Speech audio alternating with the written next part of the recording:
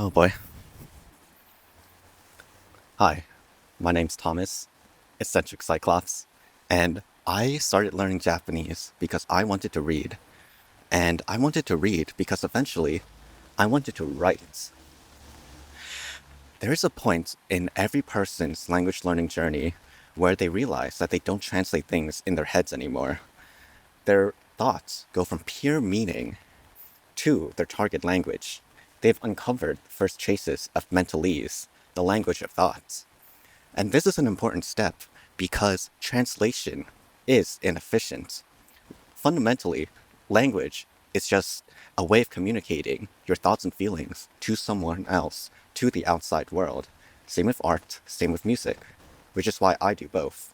I am just trying to describe with as much precision and nuance as possible what is in here to the outside world. And sometimes one language isn't enough. The inability to describe yourself to others, to be able to share what you're feeling to other people, is isolating. It's lonely. And as the slam poet Neil Hilbert once said, isolation is not safety.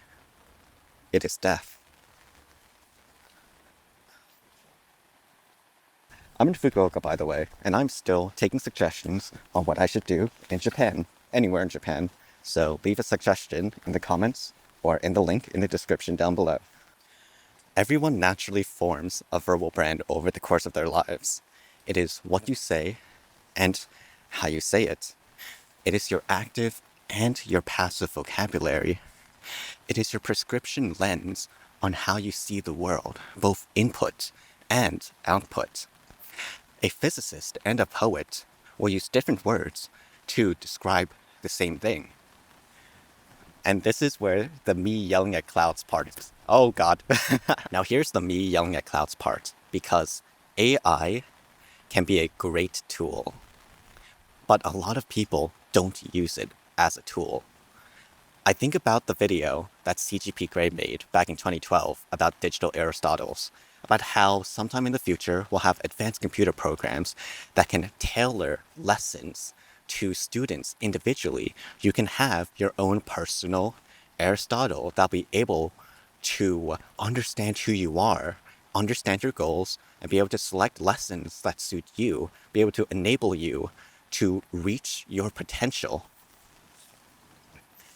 It seems like we've gotten to that point where we have the ability, the technology to do that.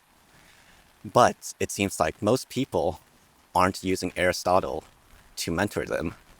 They're using Aristotle to think for them. And that's not good, because AI is not as good as Aristotle. And even if it is, you are not Aristotle. When you ask ChatGPT to write in the style of Stephen King or Ernest Hemingway, it is because they developed a verbal brand that intrinsically we know is amazing, that they're able to communicate in a very well-written way. But if everyone uses ChatGPT, their verbal brand is ChatGPT. It's not unique. It's not you. If people use AI to write for them, especially while they're still in school, they will never get the opportunity to develop their own personal verbal brand. And most people don't even know that this is a thing that they have, that they could lose. Everything averages out into a muddy gray, where even all metaphors are just pre-saved in a virtual library, indexed by vectors and matrix multiplication. That is an original metaphor by yours truly, by the way.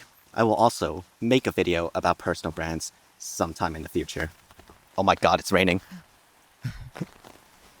Every time you use AI in this way, you are voting against your future self, especially if you want to make a name for yourself.